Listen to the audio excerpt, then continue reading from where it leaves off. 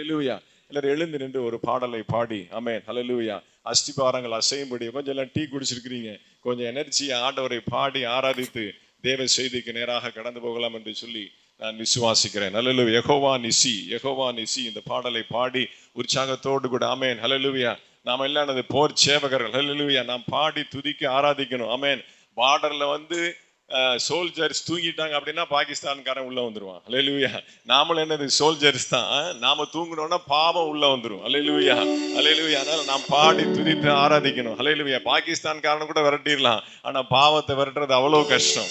அதனால ஹல்லேலூயா நாம் பாடி துதித்து ஆராதித்து ஒரு பரேடு மாதிரி தான் இந்த பாட்டு ஆமென் ஹல்லேலூயா. நல்ல ஒரு மார்ச் பரேடு, ஒரு ராணுவ வீரனை போல, ஒரு ராணுவ வீராங்கனையை போல, இன்னும் உங்களுக்கு புரியுற மாதிரி சொல்லணும்னா சிங்க பெண்ணை போல ஆமென் ஹல்லேலூயா. சிங்க பெண்ணை போல நீங்க என்ன பண்ணணும், இந்த பாடலை பாடி கர்த்தரை ஆராதிக்க போறோம் ஹல்லேலூயா. வாய்ஸ் ரெடி, ஓகே, ஜூட். Jehovah Nissi, Jehovah Nissi, Jehovah Nissi, Jehovah Nissi, Jehovah Nissi, Jehovah Nissi, Jehovah நிசியை ஏற்றி பாடுவோம். எங்கள் கோடி வெற்றி கோடியே அல்லேலூயா, எங்கள் கோடி வெற்றி கோடியே. Jehovah Nissi, Jehovah Nissi, Jehovah Nissi, Jehovah Nissi, Jehovah Nissi, Jehovah Nissi, Jehovah நிசியை ஏற்றி பாடுவோம். எங்கள் கோடி வெற்றி கோடியே அல்லேலூயா, எங்கள் கோடி வெற்றி கோடியே. வீறு கொண்டெழுவீரே சுவீரரே, ஆறு கொண்டு மன்னன் முன்னே செல்கிறார். சீறி எழும் சிங்கங்கள் நாம் அல்லவோ, மீறும் எதிரி சதிகளுக்கு மிரளவோ. யூத சிங்கம் யுத்த சிங்கமே அல்லேலூயா, யூத சிங்கம் யுத்த சிங்கமே ஆமென் ஆமென். யூத சிங்கம் யுத்த சிங்கமே அல்லேலூயா, யூத சிங்கம் யுத்த சிங்கமே. Jehovah Nissi, Jehovah Nissi, Jehovah Nissi, Jehovah Nissi, Jehovah Nissi, Jehovah Nissi, Jehovah நிசியை ஏற்றி பாடுவோம். எங்கள் கோடி வெற்றி கோடியே அல்லேலூயா, எங்கள் கோடி வெற்றி கோடியே. கர்த்தர் துணை யுத்தம் நின்று செய்வாரே, கலங்கி நிற்க காரணங்கள் இல்லையே. கைகளை தளர்த்திடாமல் தாங்கியே கர்த்தரேசு சத்யாவி நிற்கிறார். கர்த்தர் நல்ல யுத்த வீரரே அல்லேலூயா, கர்த்தர் நல்ல யுத்த வீரரே ஆமென். கர்த்தர் நல்ல யுத்த வீரரே அல்லேலூயா, கர்த்தர் நல்ல யுத்த வீரரே. Jehovah Nissi, Jehovah Nissi, Jehovah Nissi, Jehovah Nissi, Jehovah Nissi, Jehovah Nissi, Jehovah நிசியை ஏற்றி பாடுவோம். எங்கள் கோடி வெற்றி கோடியே அல்லேலூயா, எங்கள் கோடி வெற்றி கோடியே. முடிந்ததென்று முழங்கி நிற்கும் வீரனே, முற்றும் அவனை முடியடித்த தீரனே. சிலுவையில் சிரம் நசித்த சீலனே, சிலுவை கொடியை ஏற்றும் தேவபாலனே. வெற்றி வாகை சூட்டி பணிகிறோம் அல்லேலூயா, வெற்றி வாகை சூட்டி பணிகிறோம். பரமதேவ ஆவி நம்மில் இல்லையா, ஜீவதேவ சேனை அல்லவா அல்லேலூயா, ஜீவதேவ சேனை அல்லவா ஆமென். கொடிகளேந்து படைகள் அல்லவா அல்லேலூயா, கொடிகளேந்து படைகள் அல்லவா ஆமென். கர்த்தர் நாமம் வல்ல கோட்டையே. அல்லேலூயா, கர்த்தர் நாமம் வல்ல கோட்டையே. கர்த்தர் நல்ல யுத்த வீரரே. அல்லேலூயா, கர்த்தர் நல்ல யுத்த வீரரே. Jehovah Nissi, Jehovah Nissi, Jehovah Nissi, Jehovah Nissi, Jehovah Nissi, Jehovah Nissi, Jehovah நிசியை ஏற்றி பாடுவோம். எங்கள் கோடி வெற்றி கோடியே. அல்லேலூயா, எங்கள் கோடி வெற்றி கோடியே. அன்பின் பரலோகத்தின் பிதாவே, வெற்றி கொடி பிடித்தவரே, எங்களுக்காக சிலுவையில ஜெயக்கொடி பிடித்தவரே, எங்கள் பாடுகளுக்கு முன்பாக, பிரச்சனைகளுக்கு முன்பாக நீர் கம்பீரமாய் தடைகளை அகற்றி போட்டு நீர் எங்களுக்கு முன்பாக நடந்து செல்கிறதுக்காக ஸ்தோத்திரம். எங்களோடு கூட பேசுகிறோம். அடிமையை தாழ்த்தி ஒப்பு கொடுக்கிறேன். மாம்சத்தை முறைத்து தேவாவியானவர் வெளிப்படுவீராக. ஆசீர்வதி இயேசுவின் நாமத்தில் பிதாவே. ஆமென், ஆமென். அல்லேலூயா, பிரைஸ் தி லார்ட். நன்றி. உட்காருங்க. சீக்கிரமாக வசனங்கள் நிறைய இருக்கும். டக்கு டக்கு டக்குன்னு வாசிக்கணும். சங்கீதம் 63:1 ஒரு ஆள் எடுத்துக்கோங்க. இன்னொருத்தர் சங்கீதம் 16:9, இன்னொருத்தர் சங்கீதம் 84:2. சங்கீதம் 63:1 வாசிங்க. தேவனே, நீர் என்னுடைய தேவன், அதிகாலமே உம்மை தேடுகிறேன். வறண்டதும் விடாய்த்ததும் தண்ணீரற்றதுமான நிலத்திலே என் ஆத்துமா உம்மேல் தாகமாய் இருக்கிறது. என் மாம்சமானது உம்மை வாஞ்சிக்கிறது. என் மாம்சமானது உம்மை வாஞ்சிக்கிறது. சங்கீதம் 16:9 வாசிங்க. சங்கீதம் 16:9. ஆகையால் என் இருதயம் பூரித்தது, என் மகிமை களி கூர்ந்தது, என் மாம்சமும் நம்பிக்கையோடே தங்கியிருக்கும். என் மாம்சமும் நம்பிக்கையோட தங்கி இருக்கும். அடுத்து சங்கீதம் 84:2 வாசிக்கலாம். என் ஆத்துமா கர்த்தருடைய ஆலய பிரகாரங்களின் மேல் வாஞ்சையும் தவனமுமாயிருக்கிறது. என் இருதயமும் என் மாம்சமும் ஜீவனுள்ள தேவனை நோக்கி கம்பீர சத்தமிடுகிறது. அல்லேலூயா. பழைய ஏற்பாட்டு பரிசுத்தவான்கள் ஏதோ ஒரு ஏக்கத்தில் இருந்திருக்கிறாங்க. அவங்க மாம்சத்துல ஏதோ ஒரு தவிப்பு, ஒரு ஏக்கம் அவங்க மத்தியில் இருக்கிறதா அந்த 3 வசனங்கள்ல நாம் வாசிக்கிறோம். என் மாம்சமானது உம்மை வாஞ்சிக்கிறது, என் மாம்சமும் நம்பிக்கையோட தங்கி இருக்கும், என் மாம்சம் ஜீவனுள்ள தேவனை நோக்கி கம்பீர சத்தமிடுது அப்படின்னு சொல்லி தங்களுடைய மாம்சம் தேவனை வாஞ்சிக்கிற அந்த சுபாவத்தை நாம் அந்த 3 வசனங்கள் பார்க்கிறோம். ஆண்டவரும் பாருங்க என்ன சொல்றாரு அப்படின்னா, எரேமியா 32:27. சீக்கிரம் வாசிங்க. எரேமியா 32:27. இதோ, நான் மாம்சமான யாவருக்கும் தேவனாகிய கர்த்தர், என்னாலே செய்யக்கூடாத அதிசயமான காரியம் ஒன்று உண்டோ? அப்ப நான் ஆவிக்குரிய பிள்ளைகளுக்கு தேவன் என்று சொல்லுகிறத மாம்சமான யாவருக்கும் நான் தேவனாய் இருக்கிறேன். அல்லேலூயா. யோவேல் புஸ்தகம் 2:28 வாசிங்க. யோவேல் 2:28. அதற்கு பின்பு நான் மாம்சமான யாவர் மேலும் என் ஆவியை ஊற்றுவேன். அப்பொழுது உங்கள் குமாரரும் உங்கள் குமாரத்திகளும் தீர்க்க தரிசனம் சொல்லுவார்கள். அப்ப அவர் மாம்சமான யாவருக்கும் தேவனாய் இருக்கிறார். நான் கடைசி காலத்திலே மாம்சமான யாவர் மேலும் என்னுடைய ஆவியை ஊற்றுவேன். அப்ப ஆண்டவர் நம்முடைய மாம்சத்தின் மேல ஏதோ ஒரு கவனம் வச்சிருக்கிறார். பழைய ஏற்பாட்டு பரிசுத்தவான்களும் தங்களுடைய மாம்சம் தேவனை நோக்கி வாஞ்சிக்கிறதுல ஒரு ஏக்கத்தை அவங்க என்ன பண்றாங்க, வெளிப்படுத்துறாங்க. நம்ம ஆவிக்குரிய ஜீவியம் அப்படி நிறைய படிச்சிருக்கிறோம். அல்லேலூயா. நீ கொஞ்சம் மாத்தி மாம்சத்திற்குரிய ஜீவியம். அல்லேலூயா. மாம்சத்திற்குரிய ஜீவியம், ஆவிக்குரிய ஜீவியம் ரெண்டுக்கும் பாத்தீங்கன்னா ஒரு சின்ன ஒரு கோடு தான் வித்தியாசம். அல்லேலூயா. மாம்சத்தின் கிரியை அழிகிறது, ஆவிக்குரிய ஜீவியத்தினுடைய துவக்கம். ஆமென். அல்லேலூயா. இதனுடைய எண்டு அதனுடைய பிகினிங். இப்ப பாத்தீங்கன்னா கரண்ட் போயிடுச்சு. அல்லேலூயா. திடீர்னு நம்ம ஆராதிக்கும் போது கரண்ட் போயிடுச்சு. திடீர்னு கரண்ட் வந்துச்சு. கரண்ட் வந்த உடனே இந்த டியூப் லைட், இந்த லைட் எல்லாம் பார்த்து இருட்டை பார்த்து, ஏய் போ கரண்ட் கிளம்பு கிளம்பு அப்படின்னு சொல்லுதா? இல்ல. The moment the light came, the darkness immediately going out. எந்த செகண்ட்ல லைட் உள்ள வருதோ இருள் ஆட்டோமேட்டிக் என்ன ஆயிருது, போயிருது. நம்ம விளக்கு மாத்த கொண்டியோ செருப்பு கொண்டியோ போன்னு விரட்ட வேண்டிய அவசியம் இல்லை. அப்ப இந்த மாம்ச ஜீவியத்திற்கும் ஆவிக்குரிய ஜீவியத்துக்கும் ஒரு சின்ன ஒரு கோடு தான். நான் உங்களுக்கு சொல்ல போனா இப்போ ஸ்பீடு பிரேக்கர் அப்படிங்கிறோம். வேகமா போயிட்டு இருக்கிறோம், ஸ்பீடு நிப்பாட்டுறோம், செகண்ட் கியர் மாத்தி தான் அந்த ஸ்பீட் பிரேக்கர் ஏறி இறங்கும். அதே ஸ்பீட் பிரேக்கர் நான் இன்னொரு வார்த்தையில சொல்றேன், இட்ஸ் ஸ்லோ மேக்கர். கரெக்டா? ஸ்லோ மேக்கர் ரெண்டுமே ஒண்ணுதான். ஸ்பீட் பிரேக்கர்னாலும் ஒண்ணுதான், ஸ்லோ மேக்கர்னாலும் ஒண்ணுதான். இதே மாதிரிதான் நம்முடைய மாம்சத்துக்குரிய ஜீவியத்திற்கும் ஆவிக்குரிய ஜீவியத்திற்கும் ஒரு கனெக்ஷன் இருக்கு. அல்லேலூயா. இன்னும் உங்களுக்கு புரியுற மாதிரி சொன்னா, இப்போ குடும்பமா நாமெல்லாம் ஊழியம் செய்யறோம். ஐயா கணவன் மனைவியா ஊழியம் செய்யறாங்க, நானும் கணவன் மனைவியா ஊழியம் செய்யறோம். அப்போ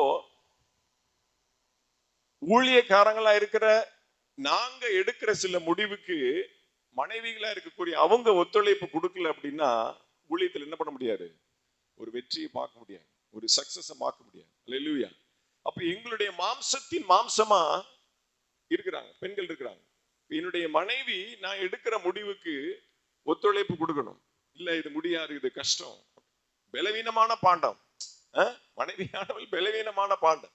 அப்போ அவங்க மாம்சத்திலும் பலவீனம் உள்ளவர்கள். அப்போ அவங்களுக்கு அந்த காரியம் ஒத்துழைப்பு கொடுத்து அவங்களும் அதை ஏற்றுக்கொண்ட பிறகுதான் என்ன பண்ண முடியும், அந்த காரியத்தை நாம ஊழியத்தில் நிறைய செலுத்த முடியும். அப்ப இதெல்லாம் நம்ம பார்க்கும் பொழுது இந்த மாம்சத்திற்குரிய கிரியைகள் அழிக்கப்பட நம்ம என்ன செய்யணும், அதுதான் நம்ம இன்னைக்கு பார்க்க வரோம். கலாத்தியர் 5:17 வாசிங்க. மாம்சத்திற்கு விரோதமாகவும் இச்சிக்கிறது நீங்கள் செய்ய வேண்டும் என்று இருக்கிறவைகளை செய்யாதபடிக்கு இவைகள் ஒன்றுக்கொன்று விரோதமா இருக்கிறது. எப்பயுமே ரெண்டு பேருக்குமே போட்டி தான். நான் செய்ய வேண்டும் என்று நினைக்கிற காரியத்தை என்னால செய்ய முடியாம தடுக்கிறது மாம்சம். மாம்சத்திற்கும் ஆவிக்கும் எப்பொழுதும் என்னது, எப்பயுமே போர் நடந்து கொண்டே இருக்கிறது. ஈரான் ஈராக் மாதிரி, அல்லேலூயா. இஸ்ரேல் ஈராக் மாதிரி, அல்லேலூயா. அப்போ நேத்து தான் போட்டிருந்தேன், மனசு வேண்டாங்குது, ஆனா உடம்பு சொகுச கேக்குது, நாவு ருசிக்கு அலையுது. அல்லேலூயா. என்னுடைய ஆவி இது வேண்டாங்குது, ஆனா என்னுடைய மாம்சம் அது வேணுங்குது. இந்த போராட்டத்தின் மத்தியில், இந்த போராட்டம் எப்ப முடியுதோ அப்பதான் நமக்கு ஆவிக்குரிய ஜீவியத்தினுடைய ஒரு துவக்கத்துக்குள்ள நம்ம வர முடியும். அல்லேலூயா. 1 கொரிந்தியர் 9:27 வாசிங்க. மற்றவர்களுக்கு பிரசங்கம் பண்ணுகிற நான் தானே ஆகாதவனாய் போகாதபடிக்கு என் சரீரத்தை ஒடுக்கி கீழ்ப்படுத்துகிறேன். என் சரீரத்தை ஒடுக்கி நான் கீழ்ப்படுத்துகிறேன். அப்போ ஊழியம் செய்கிற தேவ பிள்ளைகளா இருக்கிற நாம், ஊழியக்காரங்களா இருக்கிற நாம், மற்றவர்களுக்கு இடரல் அடையாதபடிக்கு என்னுடைய மாம்சத்தை நான் ஒடுக்கி கீழ்ப்படுத்தினாதான் அவங்க என்னுடைய ஆவிக்குரிய ஜீவியத்தை பார்க்க போறது இல்லை. என்னுடைய ஆவிக்குரிய அந்தரங்க வாழ்க்கை அவங்களுக்கு தெரியாது. அப்ப நான் எப்ப வெளியில எக்ஸ்போஸ்டா இருக்கிறேன், நான் என்னை பார்க்கிறவங்க, என்னை கூட பழகிறவங்க, நான் அவங்களுக்கு இடரல் இல்லாத ஒரு வாழ்க்கையை நான் வாழணும். அல்லேலூயா. Praise the Lord. இந்த பலாப்பழ கதை தான் எனக்கு இந்த அடையாளம், வசனத்துக்கு இந்த பிரசங்கத்துக்கு ஒரு அடையாளம். அல்லேலூயா. உங்களுக்கு கடைசியில் நான் சொல்றேன் அந்த விளக்கம். அவர் எப்படி பலாப்பழம் சொன்னாரோ அதுக்குரிய கடைசியில் நான் உங்களுக்கு சொல்றேன். அப்ப நம்முடைய சரீரத்தை நாம் ஒடுக்கி கீழ்ப்படுத்தி நம்முடைய ஆவிக்கு உள்ளாக, ஆவிக்குரிய கண்ட்ரோலுக்குள்ளாக நம்முடைய சரீரத்தை என்ன பண்ணணும், கொண்டு வரணும். நம்முடைய மாம்சம் ஒத்துழைக்காது. அல்லேலூயா. இப்ப என் பையனை நான் இன்னைக்கு கூப்பிட்டேன் நைட்டு செப்பத்துக்கு, கொஞ்சம் கஷ்டப்பட்டேன். அவனுக்கு காலையில 8 மணிக்கு கிளாஸ். 8 மணிக்கு கிளாஸ்னா 6 மணிக்கு அவன் ட்ரெயினை பிடிக்கணும். 6:50 ட்ரெயினை பிடிச்சாதான் அவன் போய் சேர முடியும். அப்ப கஷ்டமா இருக்குமே. மாம்சம் இடம் கொடுக்கல, நம்முடைய சரீரம் நமக்கு இடம் கொடுக்கல. கொஞ்சம் போராடுது, போலாமா வேணாமா, எந்திரிக்கலாமா, எப்படி, என்ன காலை எப்படி எந்திரிக்கிறது, எப்படி போறது, இதெல்லாம் நமக்கு என்னதுன்னா ஆவிக்குரிய ஜீவியத்தில் முன்னேறக்கூடாதபடிக்கு நம்முடைய பலவீனங்களும் நம்முடைய சூழ்நிலையிலும் நம்முடைய மாம்சத்தின் எண்ணங்களும் என்ன பண்ணுது, சிறைப்படுத்தி கொள்கிறது. அல்லேலூயா. அப்ப இதை எப்படி நாம் மேற்கொள்வது? இந்த மாம்சமான யாவருக்கும் நான் தேவனாகிய கர்த்தர். அல்லேலூயா. அப்ப இந்த மாம்சத்தை நாம் என்ன செஞ்சா நாம என்ன பண்ணலாம், என்னென்ன ஸ்டெப்ஸ் நாம அதை கடைபிடித்தா ஆவிக்குரிய ஜீவியத்துல நாம ஷைன் பண்ணலாம், அதுதான் நம்ம இன்னைக்கு பார்க்க போறோம். அல்லேலூயா. சரி, மாம்சத்தினுடைய அடங்காத கிரியைகள், அடக்க முடியாத, அடங்க முடியாத, கட்டுக்குள்ள கொண்டு வர முடியாத 5 பாயிண்ட நாம பார்த்து அதுக்கப்புறம் சில விளக்கங்களை சொல்லி நாம் ஜெபித்து முடிக்கிறோம். சரி, முதல்ல நம்முடைய மாம்சத்தில் இருக்கக்கூடிய மிகப்பெரிய போராட்டம் என்ன அப்படின்னா சாப்பாடு. என்னது? சாப்பாடு. அல்லேலூயா. போஜனம். அல்லேலூயா. சாப்பாடை மட்டும் என்ன பண்ண முடியாது, நம்மளால கண்ட்ரோல் பண்ணவே முடியாது. உபவாசம் போடணும்னா அன்னைக்கு தான் பயங்கரமா பசிக்கும். அல்லேலூயா. கரன்னு பசிக்கும். அடியில அப்படியே எலி சுண்டெலி ஓடும். அவன் அல்லேலூயா. நம்ம அப்பதான் உபவாசம் ஓடும். அப்பதான் பாத்தீங்கன்னா வெரைட்டியா நிறைய வைப்பாங்க வீட்டுல. அல்லேலூயா. அப்ப அப்ப வேதம் என்ன சொல்லுகிறது? நீதிமொழிகள் 23:2. நீ போஜன பிரியனாய் இருந்தால் உன் தொண்டையிலே கத்தியை வை. நீ போஜன பிரியனாய் இருந்தால் தொண்டையிலே கத்தியை வை. சங்கீதம் 141:4 வாசிங்க. சங்கீதம் 141:4. அக்கிரமம் செய்கிற மனுஷரோடே ஆகாமிய கிரியைகளை நடப்பிக்கும்படி என் இருதயத்தை துன்மார்க்கத்திற்கு இணங்க ஒட்டாதேயோ. அவர்களுடைய ருசியுள்ள அவனுடைய ருசியுள்ள பதார்த்தங்களை ஒன்றையும் நான் சாப்பிடாமல் இருப்பேனாக. ஒன்றையும் நாம் சாப்பிடாமல் இருப்பேனாக. அப்போ நம்ம சில காரியங்களை நம்ம என்ன பண்றோம்? சாப்பாட்டு விஷயத்துல நமக்கு டிசிப்ளினே கிடையாது. நமக்கு என்ன கிடையாது? ஒரு கண்ட்ரோலே கிடையாது. அல்லேலூயா. அதுல நான் ரொம்ப வீக்கு. இந்த ஸ்வீட் சாப்பிட்றது ரொம்ப வீக்கு. ஆபீஸ்ல எல்லாம் பாத்தீங்கன்னா நாங்க அன்னைக்கு தான் தயிர் சாதமும் ஊறுகாய் அந்த அம்மா கொடுத்துட்டு இருக்கோம். பார்த்தா பக்கத்துல எல்லாம் பெருசா டேபிள்ல போட்டு பிரியாணி அடுக்கி வச்சு சாப்பிட்டுட்டு இருப்பாங்க. நம்ம அப்படியே எட்டி பார்த்துட்டு இருப்போம். அதுல இந்த ஓரத்துல இந்த பிரெட் எல்லாம் வைப்பாங்க பாருங்க. அது நமக்கு ஒரு கப்பாவது கிடைக்காதா? இது நான் தெரியாம ஏதோ பிரசங்க சொல்லிட்டேன். அல்லேலூயா. முடிச்சுல பார்த்தா கேசரி அள்ளி வைக்கிறாங்க நமக்கு. பாஸ்டருக்கு ஸ்வீட்னா ரொம்ப பிடிக்கும் அப்படின்னு. அல்லேலூயா. அப்போ அந்த ருசியுள்ள பதார்த்தங்களை நாம் இச்சியாமல் இருக்கணும். ஒரு சின்ன ஒருவேளை போஜனத்துக்காக ஏசா என்ன பண்ணா? தன்னுடைய சேஷ்ட புத்திர பாகத்தை விற்று போட்டான். அல்லேலூயா. ஒரு சாப்பாட்டுல, ஒரு பிரியாணில, ஒருவேளை நம்ம சாப்பிட்ற சாப்பாட்டுல நம்முடைய சாட்சியவே என்ன பண்ணிடுறோம்? இழந்து விடுகிறோம். அல்லேலூயா. நம்முடைய ஸ்டேட்டஸ் என்ன, நம்முடைய நிலைமை என்ன, நம்ம எப்பேற்பட்ட ஆளு, ஒரு சின்ன ஒரு சாப்பாட்டு விஷயத்துல பிறருக்கு மிகப்பெரிய இடர்ல ஏற்படுத்திடுறோம். இன்னும் அந்த அளவுக்கு நாக்கு கண்ட்ரோல் ஆக மாட்டேங்குது, மனசு கண்ட்ரோல் ஆக மாட்டேங்குது. அல்லேலூயா. என்கிட்ட ஒரு ஸ்வீட்டு கொடுத்தாங்கன்னா என் ஒய்ஃப் அப்பதான் கேட்பாங்க, அதில் பாதி கொடுங்க. அந்த அம்மாவுக்கு ஃபுல்லா சாப்பிட முடியாது. பாதி கொடு. எனக்கு ஃபுல்லா சாப்பிடணும்னா பிடிக்கும். இதுல கொஞ்சம் கொடுத்தா கூட யாருக்கு நான் முடியவே முடியாது. அல்லேலூயா. இந்த பிள்ளைங்க சாப்பிட்டு அதையும் பிடிங்கி வச்சு சாப்பிடுவேன். அல்லேலூயா. அப்போ நாம் கொஞ்சம் கூட என்ன பண்றதில்ல, இந்த சாப்பாட்டு விஷயத்துல கண்ட்ரோலே கிடையாது. அதாவது இன்னும் சில டீப்பா உங்களுக்கு சயின்டிபிக்கா சொல்ல போனோம்னா, மருத்துவர்கள் என்ன சொல்றாங்க அப்படின்னா, நம்முடைய உடம்பு, அந்த பாடி செல்ஸ், அந்த மாம்சத்தில் இருக்கக்கூடிய அந்த அணுக்களுக்கும் கூட ஃபீலிங்ஸ் இருக்குதான், அதுக்கு கூட எமோஷன்ஸ் இருக்குதான். ஆவிக்குரிய ஜீவித்து மட்டும் இல்ல, அந்த மாம்சத்துல உள்ள செல்ஸ், ஹார்மோன் சொல்லக்கூடிய அந்த அந்த பாடி செல்ஸுக்கு என்ன இருக்குதா, அதுக்கும் ஃபீலிங்ஸ் இருக்குதா, எமோஷன் இருக்கா, கோபம் வருமா, டென்ஷன் ஆகுமா, அதுவும் சிரிக்குமா. அல்லேலூயா. என்னன்னா, நல்ல ஒரு சாப்பாடை சாப்பிட்டுட்டு அப்பதான் அது கஷ்டப்பட்டு ஜீரணம் பண்ணி அதை அப்படியே எனர்ஜியா கன்வெர்ட் பண்ணி அப்பதான் அது வேலையை முடிச்சுட்டு அப்பாட இவ்வளவு நேரம் தின்னாட்டா அந்த பெருந்தீனிக்காரன் இதை பூரா செரிச்சிட்டு நான் அப்படியே ரிலாக்ஸா உட்கார்ந்துருக்கேன்னு சொல்லும் போது ஒரு 4 வடை உள்ள வரும், 2 பஜ்ஜி உள்ள வரும். அல்லேலூயா.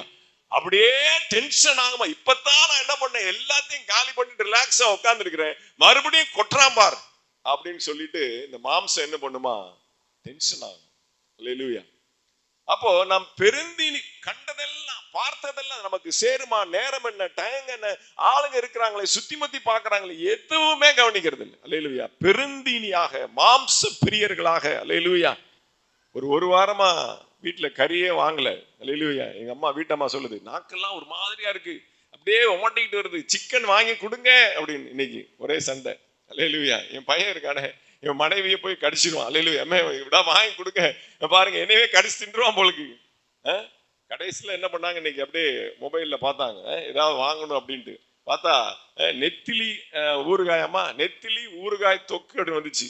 பார்த்தா பளபளன்னு அந்த போட்டோவை பார்த்து, ட்ரெய்லரை பார்த்து படத்தை ஏமாந்தாங்க மாதிரி அவ்வளவு அப்படியே ஜொலிக்குது அந்த நெத்திலி ஊறுகாய் தொக்கு. ஆர்டர் பண்ணி வந்தா அதை துறக்க கூட முடியல, அதை வாயில கூட வைக்க முடியல, அந்த அளவுக்கு மோசமா இருந்தது. அப்ப நம்முடைய கண்கள் பார்த்து பார்த்து பார்த்து அதை என்னது, கண்ணிலேயே சாப்பிடுறது. மாம்ச பெருந்தீனி, மாம்சத்தினுடைய இச்சை முதல்ல எங்க வருது அப்படின்னா, அடிப்படையில சாப்பாட்டு விஷயத்துல நமக்கு வருது. அல்லேலூயா. சாப்பாட்டு விஷயத்துல அவ்வளவு கவனமா இருக்கு. சாதாரண நீங்க நினைக்காதீங்க. அல்லேலூயா. நம்முடைய வாழ்க்கையவே, நம்முடைய சாட்சியவே இழக்கக்கூடிய ஒரு காரியம் என்ன அப்படின்னா, மாம்சத்தின் கிரியைகள்ல சாப்பாடு தான் ஃபர்ஸ்ட். அல்லேலூயா. ஏன்னா இயேசு கிறிஸ்துவே போஜன பிரியர்ன்றாங்க. அல்லேலூயா. அவருக்கே அந்த பட்டம் அப்படின்னா நீங்களும் நானும் எம்மாத்திரம். நம்ம பள்ளிக்கரணையில பாஸ்டர் கிறிஸ்துதாஸ் இருக்கிறார், உங்களுக்கு தெரியும் நினைக்கிறேன். ஏஜி அவர் தான் பிரஸ்பைட்டர். அவர் பார்த்தீங்கன்னா நல்லா ஆள் குண்டா இருப்பார், அவ்வளோ குண்டா இருப்பார். ஒரு கல்யாணத்துல பிரசங்கம் பண்ணார். பாஸ்ட் மாருங்க குண்டா இருக்கிறதையே வந்து கிண்டல் பண்றாங்க. பாரு இந்த என்ன தின்னு தின்னு கொழுத்து போயிருக்கிறான் பாரு, எப்படி சாப்பிட்டு சாப்பிட்டு பாரு அப்படியே தூங்கி தூங்கி வலியுறான் பாரு அப்படின்னு சொல்லி அந்த அளவுக்கு நம்மை பார்க்கிறவர்கள் பேசுகிற அளவுக்கு, பரிகாசம் பண்ணுகிற அளவுக்கு என்ன ஆயிடுச்சு, சாப்பாட்டு விஷயத்துல அந்த அளவுக்கு விஷயங்கள் மலிந்து போய்விட்டது. அல்லேலூயா. அப்ப அதுல நாம் ரொம்ப கவனமா இருக்க வேண்டிய அவசியம். வாசிங்க தானியேல் 1:8, ராஜ போஜனத்தினாலே தீட்டு போடாங்க. அல்லேலூயா. இது தெரிஞ்ச வசனம் தான், நான் சொல்லிடுறேன். அப்ப என்னது, எல்லாரும் சாப்பிடுறாங்க, எல்லாரும் ருசிகரமான பதார்த்தத்தை சாப்பிடுறாங்க. இவங்க என்ன பண்றாங்க, வெறும் மரக்கறியை சாப்பிடுறாங்க. இப்ப கண்கள் பார்க்க அவங்க எல்லாம், இவங்க எல்லாம் பழக்கப்பட்டவங்க, அதெல்லாம் சாப்பிட்டவங்க தான். ஆனாலும் கூட கர்த்தருக்காக வைராக்கியம் பாராட்டி என் தேவனுக்காக நான் என்ன பண்ணுவேன், இப்படித்தான் இருப்பேன். அப்ப நமக்குள்ளே ஒரு சட்ட திட்டம், நமக்குள்ளே ஒரு தீர்மானம், நான் இப்படிதான் இருப்பேன், நான் இந்த வேளையில் இதைத்தான் சாப்பிடுவேன். சாப்பாட்டு விஷயத்துல ரொம்ப கண்ட்ரோலா இருக்கணும். Point number 1. பாயிண்ட் நம்பர் 2, சிற்றின்பம். வாசிங்க நீதிமொழிகள் புஸ்தகம் 21வது அதிகாரம் 17வது வசனம். நீதிமொழிகள் 21:17. சிற்றின்ப பிரியன் தரித்திரனாவான், மதுபானத்தையும் எண்ணெயையும் விரும்புகிறவன் ஐஸ்வர்யவானதில்லை. அப்ப சிற்றின்ப பிரியன் தரித்திரனாவான். சிற்றின்பம்ங்கிறது பாத்தீங்கன்னா ஸ்பான்டேனியஸா வரும், சடனா வரும். அல்லேலூயா. எவ்வளவோ போராடுறாங்க, பாலியல் வன்கொடுமையை தடுக்கணும் தடுக்கணும் தடுக்கணும். அல்லேலூயா. எப்படி முடியும்? ஒருத்தன் ஒரு இடத்துல பாவம் செய்ய போறான், தப்பு செய்ய போறான், போலீஸ்காரனுக்கு எப்படி தெரியும்? அல்லேலூயா. அதான் போட்ட, குற்றம் நடந்த பின் வருகிறவன் போலீஸ், குற்றம் நடப்பதற்கு முன் வருகிறவன் பாஸ்டர். அல்லேலூயா. அதானே சொல்றோம் நம்ம. குற்றம் நடப்பதற்கு முன் வருகிறவன் யாரு? பாஸ்டர். குற்றம் நடந்த பின் வருகிறவன் போலீஸ். வந்த உடனே பிடிச்சி கைது பண்ணி அரெஸ்ட் பண்ணி என்ன பிரயோஜனம்? எல்லாம் முடிஞ்சு போச்சு. அல்லேலூயா. நாம அதுக்கு முன்னாடிதான் போய் கத்துறோம், காட்டு கத்துறோம், ஏய் பாவம் செய்யாத பாவம் செய்யாத பாவம் செய்யாத. அல்லேலூயா. சிற்றின்ப பிரியனா இருக்காத, கண்ணை பார்க்காத, கண்ணை கண்ட்ரோல் பண்ணு, அது இது எல்லாம் நம்ம என்ன பண்றோம், பாவத்தை குறித்து எச்சரிக்கிற மிகப்பெரிய போலீஸ்காரங்க யாரு? அல்லேலூயா. நீங்களும் நானும் தான். ஆமென். அல்லேலூயா. அவங்க டியூட்டி 2வது தான், நம்ம டியூட்டி தான் ஃபர்ஸ்ட். அப்ப அந்த சிற்றின்ப பிரியன் தரித்திரனாக இருக்கிறான். சிற்றின்ப பிரியன் ஆவிக்குரிய ஜீவியத்துல வளர முடியாது. மாம்சத்தை குறித்தே அவன் சிந்தித்துக் கொண்டு இருக்கிறான். அல்லேலூயா. பார்க்கிறதை எல்லாம் அனுபவிக்க வேண்டும் என்கிற எண்ணம். ஆமென். அல்லேலூயா. நிறைய நம்ம உதாரணம் சொல்லலாம். யோசேப்பு சொல்லலாம். ஆதியாமம் 39:8-9 நீங்க வீட்டுல போய் வாசிச்சுக்கோங்க. சங்கீதம் 51 தாவீது அந்த மாம்சத்துல விழுந்து எழுந்தின மன போராட்டம். அடுத்து அம்னோன் 2 சாமுவேல் 13:14 சொந்த தங்கச்சியவே சிற்றின்பத்தினால கெடுத்து போட்டவன். சிம்சோன் நியாயாதிபதிகள் 16:19 இதெல்லாம் என்னது? சிற்றின்பத்தினால வந்த விளைவு. அல்லேலூயா. மாம்சத்துல தோன்றுகிற இந்த சிற்றின்பத்தின் எண்ணங்களை, இந்த கவர்ச்சிகளை அவங்களை என்ன பண்ண முடியல, கண்ட்ரோல் பண்ண முடியல.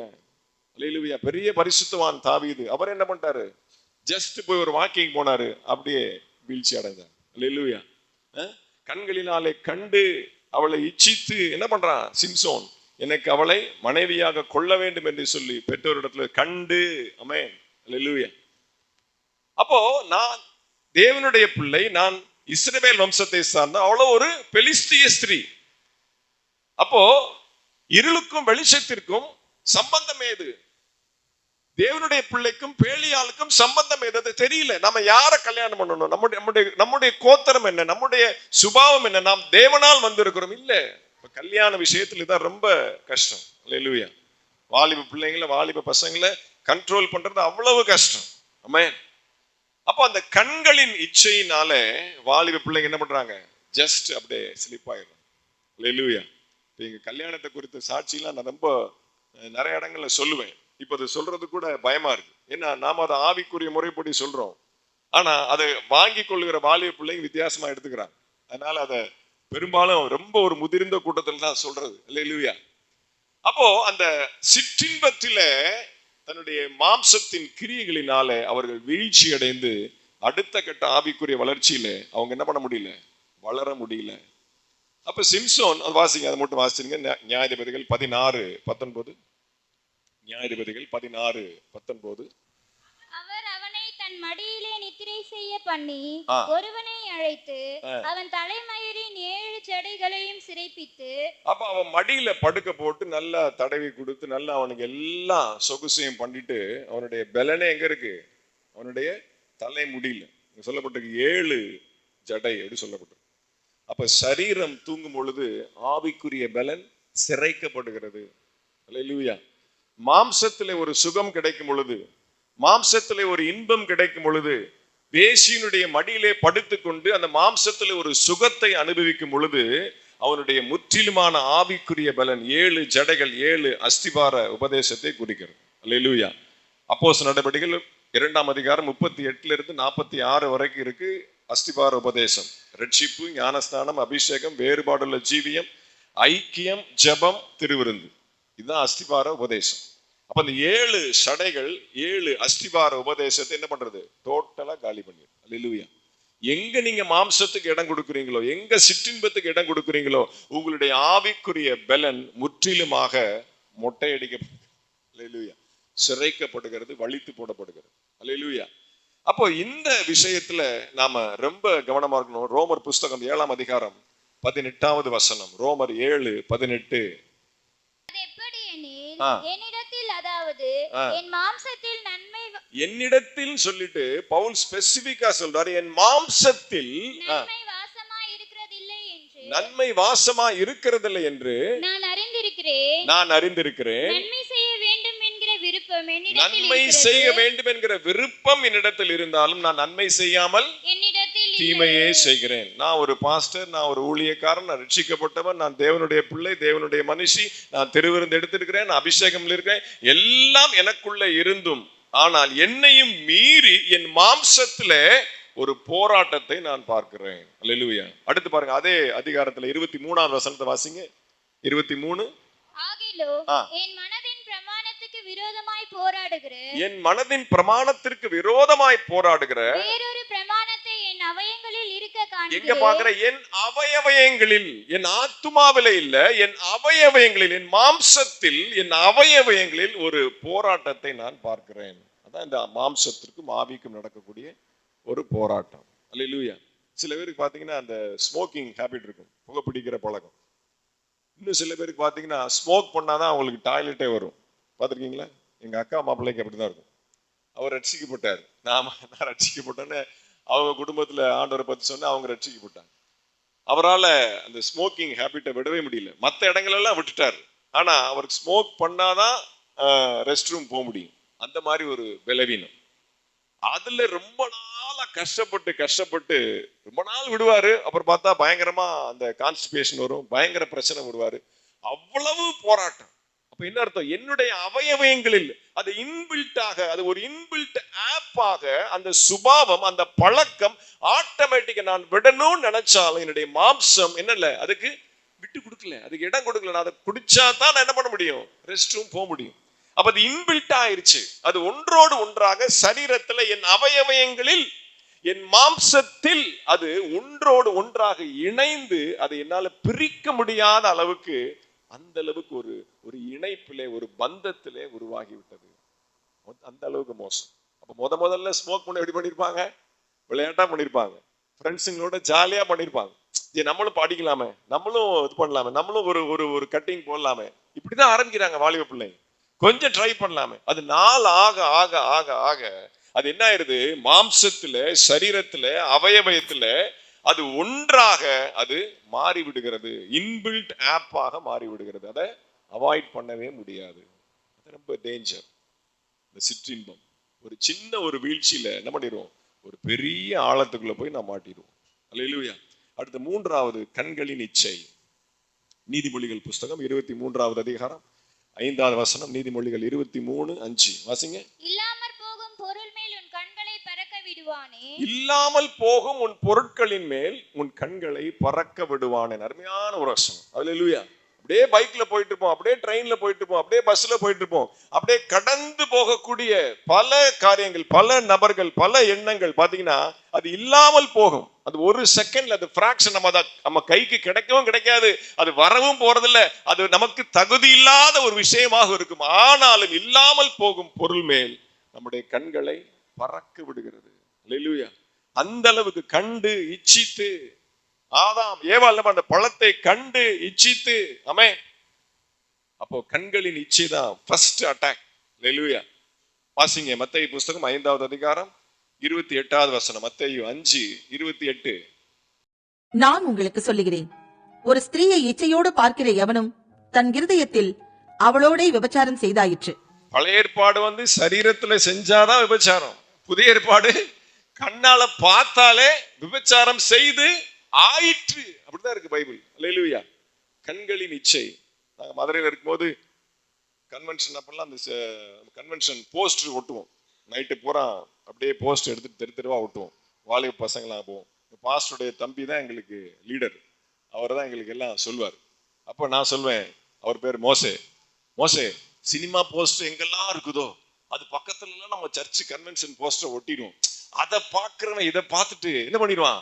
சர்ச்சுக்கு வந்துடுவான், ஆண்டவர் ஏற்றுக்கொள்வான், ரட்சிக்கப்பட்டுருவான் அப்படின்னு நம்முடைய தாட் ப்ராசஸ். அவர் என்ன சொல்வாரு?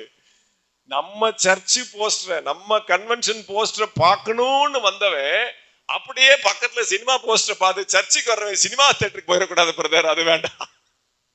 கண்களின் இச்சை. நான் என்னுடைய தாட் ப்ராசஸ் எப்படி இருக்கு? இருக்கிறவனும் கெட்டு போயிடக்கூடாது, வர்றேன் வரட்டும், ரட்சிக்கிறது கர்த்தருடைய காரியம். அல்லேலூயா, ஆமென். நம்ம சர்ச் போஸ்டர் பார்க்கணும்னு வர்றவன், கன்வென்ஷன் நோட்டீஸை பார்க்க வர்றவன், அதை பார்த்துட்டு இதை பார்க்க வந்து மனசு மாறி அங்க போயிடக்கூடாது, அந்த வேலை வேண்டாம், நமக்குன்னு தனியா இடம் இருக்கு, அங்க ஒட்டுவோம், அதை பார்த்து வர்றவங்க வரட்டும். அல்லேலூயா, ஆமென். கண்களின் இச்சை, டெம்டேஷன் அப்படியே மாறிடும் மைண்டு. ஒரு செகண்ட்ல மனம் ஒரு குரங்கு, இந்த கிளையில இருக்கு, அடுத்து அந்த கிளைக்கு போயிடும். அல்லேலூயா. அந்த அளவுக்கு கண்களின் இச்சையில பயங்கரமான ஒரு பவர் இருக்கு. ஆமென்.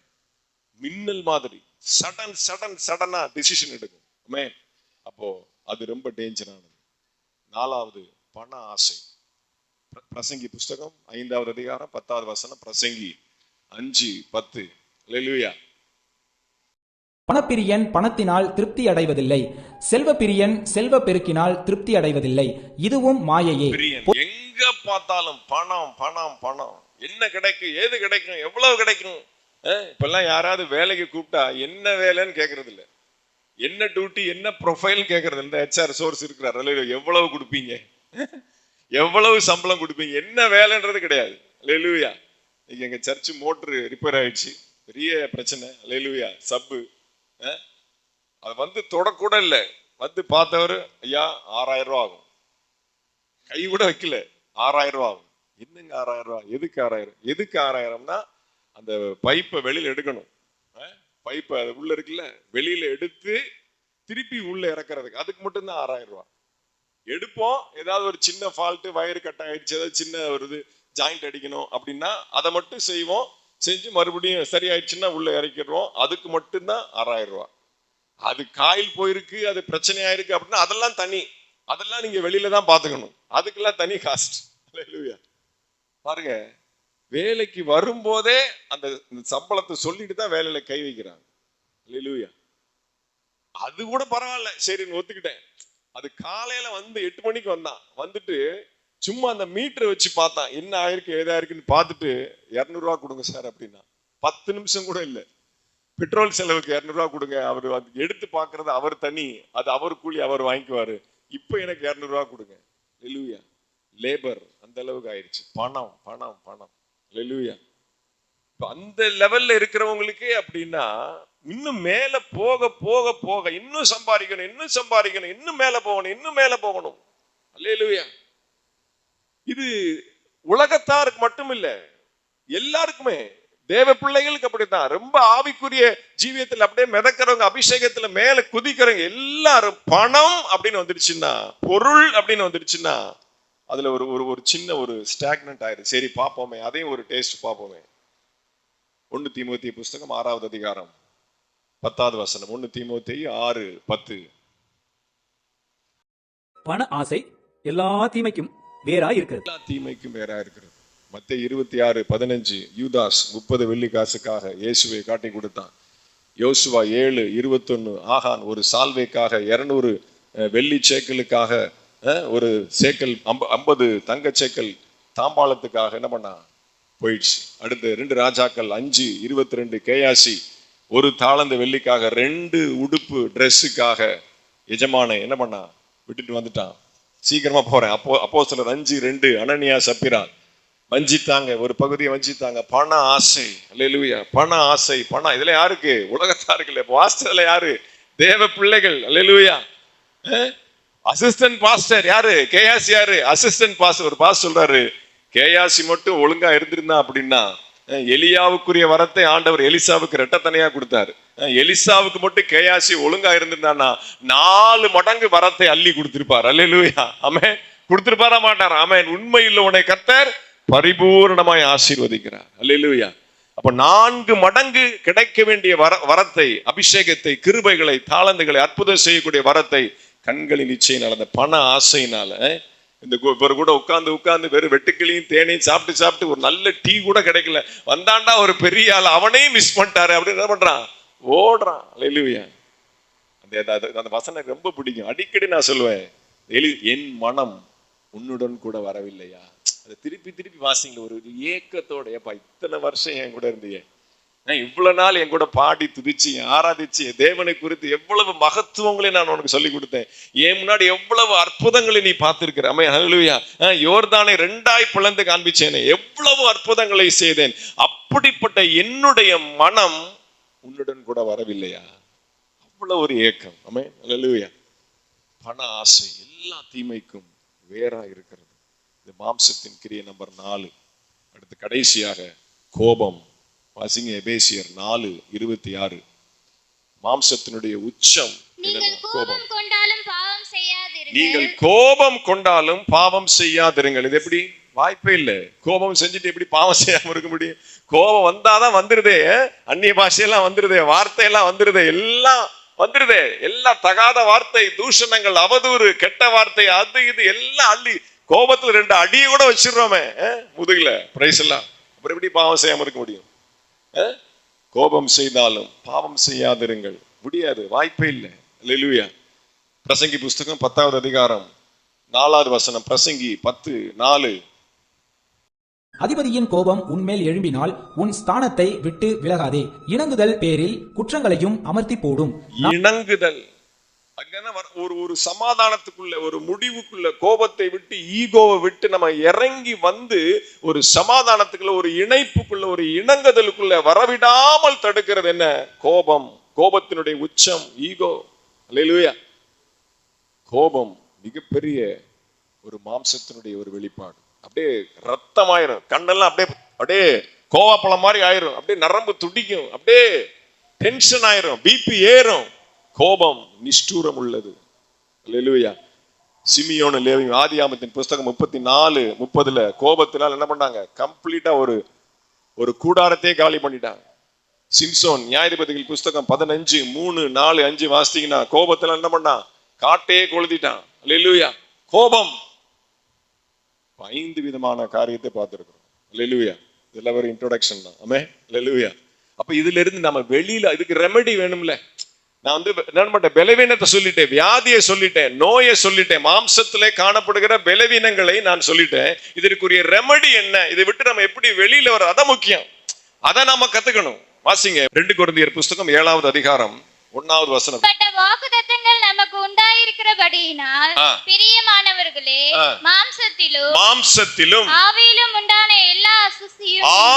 உண்டான எல்லா அசுசிகளும் நீங்கி நம்மை சுத்திகரித்துக் கொண்டு பரிசுத்தமாகுதலை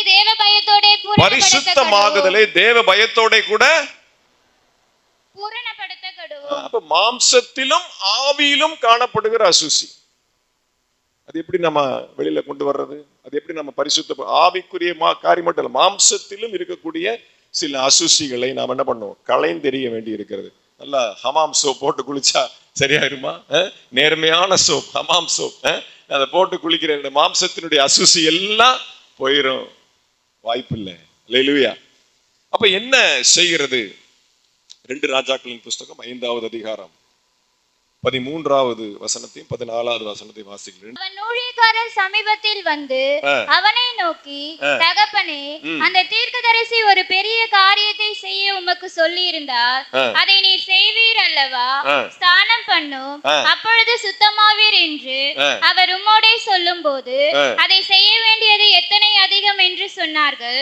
அப்பொழுது அவன் இறங்கி தேவனுடைய மனுஷன் வார்த்தையின்படியே யோர்தானில் 7 தரம் முழுகின போது அவன் மாம்சம் ஒரு சிறு பிள்ளையின் மாம்சத்தை போல மாறி அவன் சுத்தமானான். அப்ப அவனுடைய ரண மாம்சம் அப்படியே குஷ்டரோகத்தினால சட்டையை கலட்டினா அப்படியே சலம் கொட்டி கொண்டு இருக்கிறது.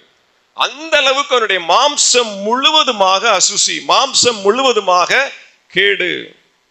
அப்ப அவன் கீழ்ப்படுகிறான், தேவனுடைய மனுஷனுடைய வார்த்தைக்கு கீழ்ப்படுகிறான். அப்போ அந்த மாம்சம் எப்படி மாறுது? ஒரு சிறு பிள்ளையின் மாம்சத்தை போல.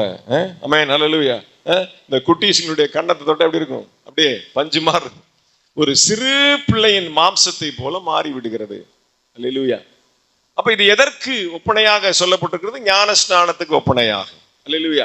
அப்ப என்னுடைய மாம்ச இச்சை நான் போகணும் அப்படின்னா, புதுசா வர விசுவாசிகளுக்கு என்ன சொல்றோம்? புதுசா ஆண்டவர் ஏற்றுக்கொண்ட புதிய ஆத்மங்கள் சொல்றோம், ஏய் ஞானஸ்தானம் எடுக்கணும், அப்பதான் பாவத்தை விட முடியும். ஞானஸ்தானம் எடுக்கணும், அப்பதான் பாவத்தை விட்டு நாம மனம் திரும்ப முடியும், பாவத்தை ஜெயிக்க முடியும். அல்லேலூயா. ஒரு சிறு பிள்ளையை போல, ஒரு குழந்தையை போல அப்படி இப்படி கேட்காம தப்பு. அல்லேலூயா. இந்த பாயிண்ட்டுக்கு என்ன வரல. அல்லேலூயா. அப்ப நம்ம என்ன அட்வைஸ் பண்றோம் புதிய ஆத்மாக்களுக்கு, புதுசா வர்றவங்களுக்கு? நீங்க ரட்சிக்கப்படுங்க, இயேசுவை ஏத்துக்கொள்ளுங்க, இயேசு உங்க பாவத்தெல்லாம் மன்னிக்கிறாரு, இயேசு உங்க பாவத்தெல்லாம் ரத்தத்தினால கழுவுறாரு, நல்ல சோப் போட்டு என்ன கழுவுற மாதிரி, நல்ல அருவியில குளிக்கிற மாதிரி, இயேசுவின் ரத்தத்துல என்னமோ இயேசுவின் ரத்தம் அப்படியே குழாயத்திற்குன்னா வர்ற மாதிரி. அல்லேலூயா. டம்ளர் எடுத்துக்க வேண்டியது, அப்படி தெளிக்க வேண்டியது எல்லாம் சுத்திகரிக்கப்பட்டுரும், எல்லாம் சரியாயிரும். அல்லேலூயா. எடுங்க, டம்ளர் எடுங்க, தண்ணி எடுங்க, தெளிங்க, சுத்திகரிக்கப்பட்டுரும். அது நம்முடைய நம்பிக்கை, நம்முடைய விசுவாசம். தவறுன்னா சொல்ல வரல, செய்யலாம், தப்பு இல்லை. கடைசியான பாயிண்ட்டுக்கு வரும்போது அவங்களுக்கு புரியும். அப்போ அந்த சிறு பிள்ளையின் மாம்சத்தை போல நமக்கு வரணும் அப்படின்னா, பிலிப்பியர் 3:10 அவருடைய மரணத்திற்கு ஒப்பான மரணத்திற்கு உள்ளாகி அவன் எப்படி யோர்தானுக்குள்ள முங்கி வெளியில எழுந்திருக்கும் பொழுது அந்த ரண மாம்சம் ஒரு சிறு பிள்ளையின் மாம்சத்தை போல மாறினது என்றால், ஒரு கிறிஸ்துவனுடைய மரணத்திற்கு ஒப்பான மரணத்திற்குள்ளாகி அந்த ஞானஸ்நானத்திற்குள்ள வந்து நாம் வெளியில வரும் பொழுது நாம் பரிசுத்தவானாக வந்துடுவோம். இப்ப ஞானஸ்தானம் எடுத்தவங்கலாம் பாவம் செய்யறதே இல்லையா? ஞானஸ்தானம் எடுத்தவங்கலாம் மாம்ச பலவீனமா இருக்கிறதே இல்லையா? அல்லேலூயா. கிடையாது. ஆமென். ரோமர் 6:4 சொல்லுகிறது. ரோமர் 6:4 கிறிஸ்துவுடனே கூட அடக்கம் செய்தால். அடக்கம் செய்யலையே, அதான பிரச்சனை. கை மட்டும் வேலை இருக்குது. அடிக்கடி எல்லா பிரசங்கரும் சொல்றதுதான், கை மட்டும் மேல வந்திருக்கு. ஞானஸ்தானம் எடுக்கும் போது அவன் சீரட்டு குடிச்சிட்டே இருக்கிறான், கையை சரியா நினைக்கல அப்படிம்பாங்க. அல்லேலூயா.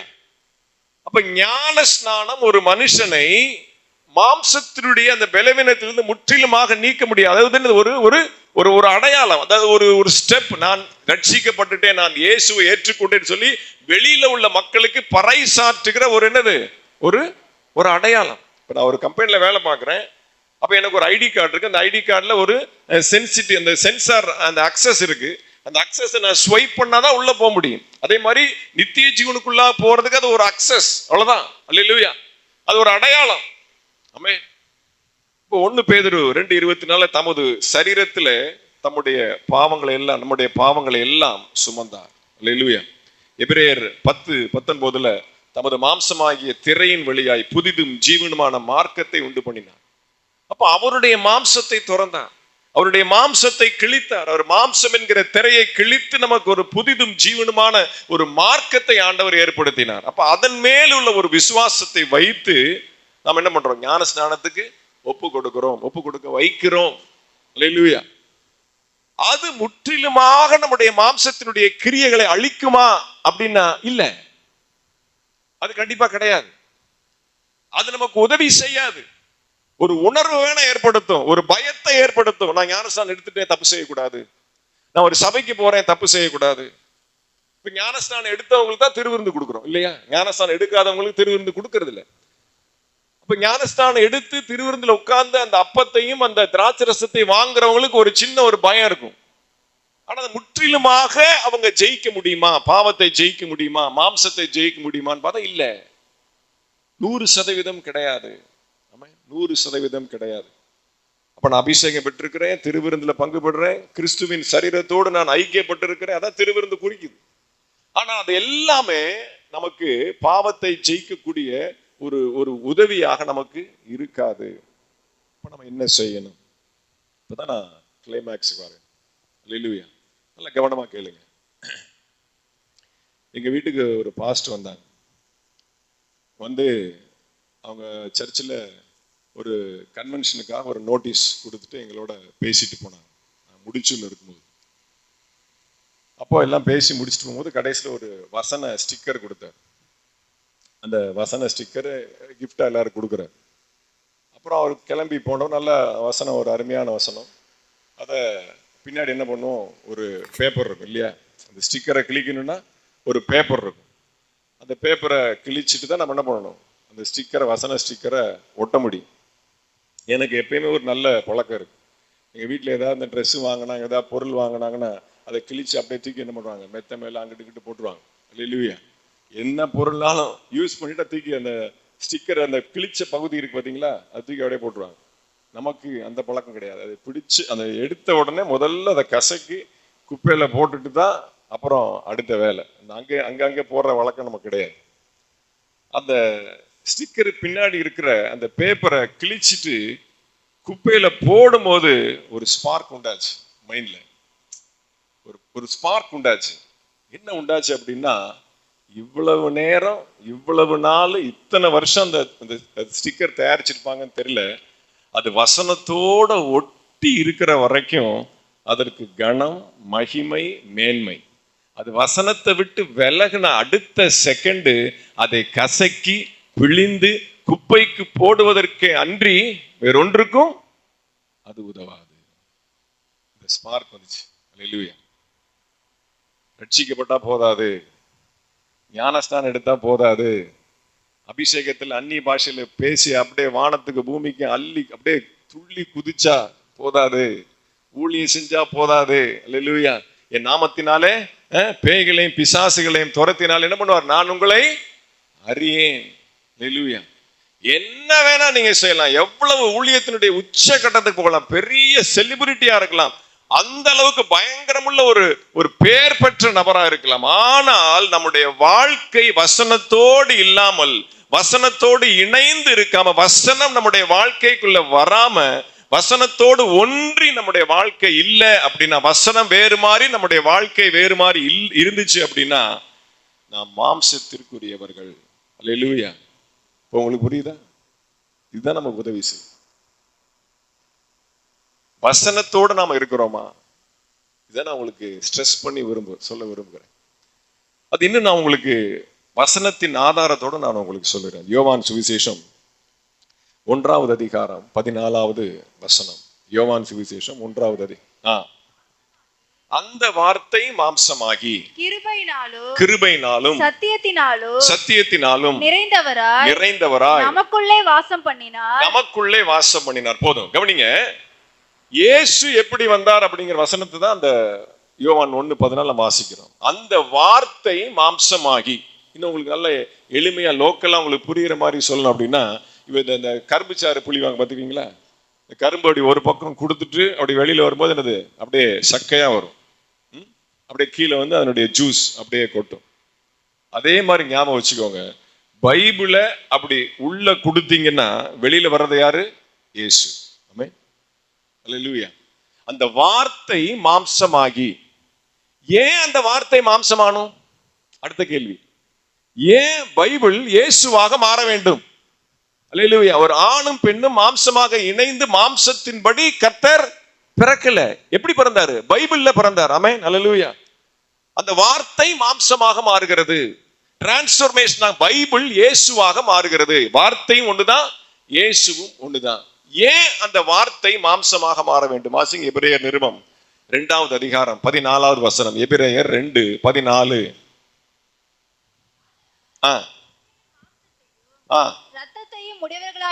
பிள்ளைகள் மாம்சத்தையும் இரத்தத்தையும் உடையவர்களாய் இருக்க அவரும் அவர்களைப் போல மாம்சத்தையும் இரத்தத்தையும் உடையவரானார்.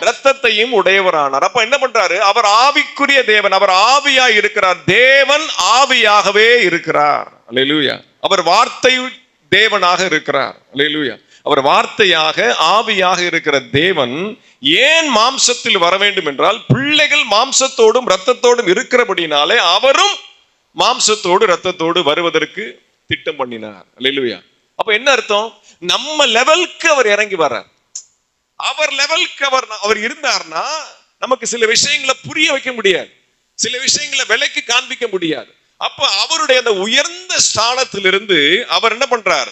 பிள்ளைகள் மாம்சத்தோடு ரத்தத்தோடு இருக்கிறபடினால அவரும் மாம்சத்தோடு ரத்தத்தோடு எப்படி மாறுகிறார்?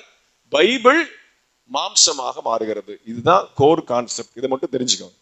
அப்ப இயேசு கிறிஸ்துனுடைய 33 வருஷ வாழ்க்கையில ஒரு சின்ன இடரல் கூட கிடையாது. என்னில் பாவம் உண்டு என்று சொல்லி உங்களில் எவனேனும் சொல்லக்கூடுமோ? சேலஞ்ச் பண்ற, நடு ரோட்ல இருந்து சொடக்கு போட்டு சேலஞ்ச் பண்ணி கேட்கிறார்.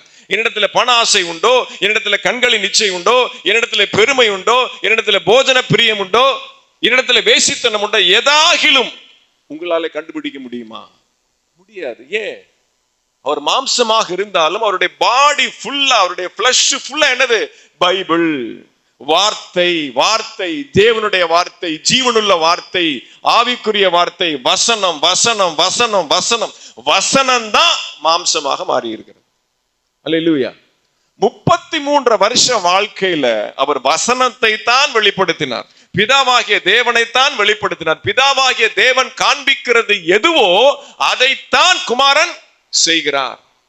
தனியாக எதையும் செய்கிறது இல்லை. பைபிள் எதை சொல்லுகிறதோ, வசனம் எதை சொல்லுகிறதோ அதை மாத்திரம் வெளிப்படுத்துகிறவராக இருந்தார். அதனால அவர் மாம்சத்தை ஜெயித்தார். ஏனென்றால் அவருடைய மாம்சத்துல கடுகளவாகிலும் 0.1% மாம்சத்திற்கு இடமே இல்லை. ஆல்தோ இருந்த அவர் மாம்சத்துல இருந்தாலும் கூட, நம்ம லெவலுக்கு அவர் இறங்கி வந்தாலும் கூட, பூமியிலே வந்தாலும் கூட, உலகத்திலே வந்தாலும் கூட, சபலங்களும் பாவங்களும் இச்சைகளும் டெம்டேஷன் நிறைந்து இருக்கிற இந்த உலகத்திலே அவர் மாம்சத்திலே வாழ்ந்தாலும் கூட, அவர் ஏன் அந்த மாம்சத்தை ஜெயிக்கிறது காரணம் என்னன்னா, அவர் வார்த்தையிலிருந்து வந்தார். ஆமென். நீங்க எல்லாம் வந்திருக்கிறீங்க, நீங்க மறுபிறவி எடுத்துட்டீங்க, ஞானஸ்தானம் எடுத்துட்டீங்க, மறுபிறப்பு அடைஞ்சிட்டீங்க. அப்படின்னா நீங்க என்ன மறுபிறப்பு அடைகிறீங்கன்னா, வார்த்தையிலிருந்து நீங்க வந்திருக்கிறீங்களா? அல்லேலூயா. கிறிஸ்துவ பேர் வைக்கிறோம், பைபிள் பேர் வைக்கிறோம், பைபிள் கேரக்டர் பேர் வைக்கிறோம். ஆனா அந்த வார்த்தையின்படி நாம இருக்கிறோமா? எஸ்தர் வைக்கிறோம், எஸ்தர் மாதிரி இருக்கிறோமா? அல்லேலூயா. யார் எஸ்தர் தான் மன்னிச்சுக்கோங்க. ஆமென். மரியாள் அப்படின்னு வைக்கிறோம், மரியாள் மாதிரி இருக்கிறோமா? இயேசுன்னு கூட பெயர் வைக்கிறாங்க. அல்லேலூயா. இயேசு மாதிரி இருக்கிறாங்களா? ஆமென். அப்போ உங்களுடைய வாழ்க்கையும் உங்களுடைய பேச்சும் நடக்கையும் பார்வையும் பாவனையும் எல்லா அசைவுகளும் எதை வெளிப்படுத்தணும்? வசனத்தை வெளிப்படுத்தணும். நான் சர்ச்சுக்கு போறேன், நான் அக்னி சபைக்கு போறேன், நான் போந்தூர் சபைக்கு போறேன், அதெல்லாம் ரெண்டாவது. ஆமென். நீங்க எவ்வளோ கோடி பேர் இருக்கிற சபைக்கு, பெரிய சபைக்கு போனாலும் உங்களை தூக்கி வச்சு யாரும் மெச்ச போறது இல்லை. அல்லேலூயா. ஆமென். வசனத்தை பிரதிபலிக்கிறவர்களாக, வசனத்தோடு ஒட்டி இருக்கிறவர்களாக நீங்க இருக்கிறீங்களா? அவங்க மட்டும்தான் மாம்சத்தை ஜெயிக்க முடியும். ஆமென். அல்லேலூயா. ஆவிக்கும் மாம்சத்திற்கும் நடக்கக்கூடிய போராட்டம். ஒரு சமாரியா ஸ்திரீ இருக்கு, எத்தனை புருஷன் இருக்காங்க அந்த அப்பாவுக்கே தெரியாது. பொழுது சாஞ்சிருச்சு, அந்தி சாயிர நேரம், இவங்க எல்லாம் டிஃபன் வாங்க ஜொமேட்டோ ஸ்விக்கிலாம் வேலை செய்யலன்ட்டு எல்லாம் போயிட்டாங்க, எல்லா சீஷர்களும். ஒரு 33 வயது வாலிபன் நல்ல செக்கச்செவேல் இருக்கிறாரு, யாருமே இல்லை. ஏதாவது வந்துச்சு அவருக்கு, அந்த அம்மாவையே மாத்திட்டார். அல்லேலூயா. இன்னும் பெரிய சாட்சி என்னன்னா, சீஷர்கள் வந்து பாக்குறாங்க, வந்து நிக்கிறாங்க. இவர் ஏன் இவளுடனே பேசி கொண்டிருக்கிறார் என்று சொல்லி கேட்க துணியவில்லை அப்படின்னு இருக்கு வசனம். ஏன்? அந்த அளவுக்கு அங்க ஃபயரா நிக்கிறார். அல்லேலூயா. ஆமென். மாம்சத்தை அப்படியே பிச்சு திங்கிற மாதிரி ஒருத்தி நிக்கிறா. இவர் அப்படியே வாலிபன், அப்படியே சும்மா சுண்டுனா ரத்தம் வந்துடும், அப்படியே செக்கச்செவேன் அவ்வளோ பளபளன்னு இருக்கிறாரு. அல்லேலூயா. யாரையும் விழுங்கி கவ்வக்கூடிய அவ்வளவு வசீகர சக்தி உள்ள ஒரு பெண்மணி. ஆமென். அப்படி ஆப்போசிட். ஆமென். வார்த்தை தான் அங்க ஜெயிக்குது. ஆமென். மாம்சம் அங்க தோத்து போகுது. அல்லேலூயா. இவர் மேற்கொள்ளுகிறார். ஆமென். ஹல்லேலூயா. மாம்சத்திற்கும் ஆவிக்கும் நடக்கிற போராட்டத்துல அவ ஒரு மாதிரி வாக்குறான், ஆனா இவர் என்ன பண்றாரு? அந்த தாட் ப்ராசஸை மாத்துகிறார். அல்லேலூயா. ஊருக்குள்ள போய் எல்லாத்தையும் கூட்டு வந்துடுறார். அல்லேலூயா. ஏனென்றால் அவருடைய சரீரம் முழுவதும், அவருடைய பாடி செல்ஸ் முழுவதுமாக, அவருடைய ஹார்மோன்ஸ் முழுவதுமாக, தசைகள், நரம்புகள், நாடி எல்லாம், ஒவ்வொரு துடிப்புலையும் வசனம் வசனம் வசனம். ஏனென்றால் வார்த்தையினாலே வந்தவர் கிறிஸ்து. ஆமென். அல்லேலூயா. அப்படி இருந்தாதாங்க பிழைக்க முடியும். அல்லேலூயா. அவருடைய சாயலாக எப்படியாகிலும் உயிர்த்தெழுந்த சாயலுக்கு ஒப்பாக நாம் இணைக்கப்படும்படிக்கு பவுல் அழகா சொல்றார். அப்ப அப்படிப்பட்ட கிறிஸ்துவனுடைய மாம்சத்தின் சாயலாக உங்களுடைய மாம்சம் இருந்தால்தான் நீங்க தப்பிச்சீங்க. இல்லாட்டி இந்த உலகம் என்ன ஆயிரும், டக்குன்னு அப்படியே பத்த வச்சு கொளுத்தி உள்ள தள்ளிடும். ஆமென், அல்லேலூயா. பிள்ளைகள் மாம்சத்தோடும் இரத்தத்தோடும் இருக்கிறபடினால அவரும் என்ன பண்றார், மாம்சத்தோடு வந்தார். ஆனால் நான் மாம்சத்துல இருந்தாலும் நான் எப்படி வாழ்றேன் பாருங்க, சேலஞ்சான ஒரு வாழ்க்கையை வாழ்ந்துட்டு போயிருக்கிறார். ஆமென், அல்லேலூயா. அதுதான் நமக்கு பாடம். ஆமென். நீங்களும் மாம்சத்துல இருக்கிறீங்க, நானும் மாம்சத்துல இருக்கிறேன். ஆனா என்னைய பாருங்க, யாராவது ஒருத்தன் ஒரு குறை சொல்ல முடியுமா? என்னில் பாவம் உண்டு என்று சொல்லி உங்களில் யாரேனும் சொல்லக்கூடுமோ? சேலஞ்ச் பண்றேன். தாவீது சொல்றான், என்னை புடமிட்டு பாரும், என் உள்ளிந்திரியங்களை பாரும், நீர் ஒன்றும் காணாது இருக்கிறீர். சர்டிபிகேட் கொடுக்குறான் அவனுக்கு அவனே. அல்லேலூயா. எத்தனை பேர் நம்மளை சேலஞ்ச் பண்ண முடியும்? யோசித்து பாருங்க. உங்களை நீங்களே ஒரு செல்ஃப் அப்ரைசல் பண்ணி பாருங்க, சுய பரிசோதனை பண்ணி பாருங்க. தோத்துருவோம். அல்லேலூயா. அப்ப எல்லாமே அந்த மாம்சத்தினுடைய அந்த டெம்டேஷன்ல இருக்கிறதுனாலதான் நாம் ஆவிக்குரிய ஜீவியத்தை என்ன பண்ண முடியல, எட்டி பிடிக்க முடியல. இது கீழே சொல்லுவாங்கல்ல, இது அது 4 அடி பாஞ்சா இது 8 அடி கீழே இழுக்குது, இந்த கிணத்து தவளை மாதிரி. அப்படித்தான் நம்மளுடைய எல்லா வாழ்க்கையும் இருக்கு. ஓப்பனா ஒத்துக்கணும், வேற ஒன்றும் இதுல ஒளிவு மறைவுக்கு ஒண்ணுமே இல்லை. ஆமென். இந்த இரவு நேரத்துல நமக்கு அப்படிப்பட்ட ஒரு உணர்வு, நான் வார்த்தையில இருக்கிறேன்னா, எனக்குள்ள வசனம் இருக்கிறதா. விளையாட்டுத்தனமா ஆரம்பிச்சது இந்த ஸ்டேட்டஸ்ல போறது எத்தனையோ பேருக்கு பிரயோஜனமா இருக்குது. ஆமென். இன்னைக்கு இந்த வசனத்தை எடுத்ததுக்கும் சார்லஸ் பாஸ்டர் தான் அவர் போட்டது. அல்லேலூயா. அவர் இன்னைக்கு என்ன போட்டார், one who love the Bible more he will love the writer அப்படின்னு போட்டிருந்தாரு. அவரை பாக்குறாரு, யோசிச்சு பாரு, அதுதான் போட்டோமா அப்படின்னு. அப்ப எந்த அளவுக்கு நீங்க வசனத்தை நேசிக்கிறீங்களோ அந்த வசனத்தை எழுதின ஆத்தர், அந்த ஆண்டவரை நீங்க நேசிக்க முடியும். அல்லேலூயா. அப்ப வசனத்தை எந்த அளவுக்கு, இந்த பைபிள் பாத்தீங்கன்னா இது போயிடுச்சு, இது பாருங்க எல்லாமே போயிடுச்சு, இந்த அட்டையெல்லாம் தனியா போயிடுச்சு. 2 தடவை பைண்டிங் பண்ணி 3வது பைண்டிங் கொடுக்கறதுக்கு நான் யோசிக்கிறேன். என்ன அதை ஃபுல்லா எழுதி வச்சிருக்கிறேன், அப்படியே புரட்டி பக்கம் எல்லாம் இதாயிடுச்சு. அவ்வளவு பிரியமா இருக்கணும் வசனத்துல, வசனத்தின் மேல அவ்வளவு வாஞ்சியா இருக்கணும். சங்கீதம் 119 நீங்க வாசிக்க ஃபுல்லாவே என்ன இருக்கும், பிரமாணம், கற்பனை, கட்டளை, வசனம், சாட்சி, இப்படிதான் பைபிளை பத்தியே தான் இருக்கும். இதனுடைய பின்னணி சரித்திரத்தை எங்களுக்கு டால்டன் ஐயா தான் வந்து சொல்லி கொடுத்தான். எப்படின்னா, அந்த காலத்துல லேவியர்கள் ஊருக்குள்ளே வாழ மாட்டாங்களாம். பாஸ்டர்ஸ் லேவியர்கள் ஊருக்குள்ளேயே சிட்டிக்குள்ளே இருக்க மாட்டாங்களா, ஒரு காட்டுக்குள்ள ஒரு குகைக்குள்ள போய் உட்கார்ந்து 24 மணி நேரமும் நியாயப்பிரமாணத்தை வாசிக்கிறது, தியானிக்கிறது, ஜெபிக்கிறது, உபாசிக்கிறது, பாடுகிறது, துதிக்கிறது, இதுதான் உங்களுக்கு வேலை. அது பின்னணி சரித்திரம். யாராவது சாப்பாடு வச்சாதான் உங்களுக்கு சாப்பாடா, இல்லாட்டி கிடையாதான். சோறு தண்ணி இல்லாம ஏன்னா அவங்க சிட்டிக்குள்ள போனா பாவம் செஞ்சிருவோன்னு பயம். பாருங்க, அக்கிரமக்காரர்கள் நிறைய வரும். எங்களுடைய கண்களிலே நீர் தாரைகள் வருகிறது, வேதத்துக்கு விரோதமாய் செய்கிறேன்னு பார்க்கும் பொழுது எங்களுடைய கண்களிலே நீர் தாரைகள் ஓடும். அப்ப என்ன அர்த்தம், அந்த அளவுக்கு உங்க வசனத்துல பழக்குவிக்கப்பட்டு யாராவது வசனத்தை கடைபிடிக்காதன்னு பார்த்தா அவ்வளவு டென்ஷன் ஆகுது அவங்களுக்கு. அல்லேலூயா. கண்களில் நீர் தாரைகள் ஓடுகிறது, கோபம் வருகிறது அப்படிங்கிறாங்க. அப்ப அவங்க என்ன பண்ணாங்களா, தனியா அவங்க இருந்தாங்களாம். அந்த கூட்டத்துல போய் நான் இருப்பேன் அப்படின்னு சொல்லி யோவான் ஸ்நானகன் பிறந்த உடனே நான் வனாந்தரத்திற்கு போவேன், நடந்தே போவேன் அப்படின்னு சொன்னாராம். யாரு? சகரியாவுடைய பிள்ளை யோவான் ஸ்நானகன். அப்ப ஆச்சரியப்பட்டாங்களே, இந்த குழந்தை அது வனாந்தரத்துல ஏன் போகுது அப்படின்னா, லேவியர்களோட கூட இருந்து அவங்களோட நியாயப்பிரமாணத்தை கற்றுக்கொள்ள வசனத்தோடு இருக்க. ஏன்?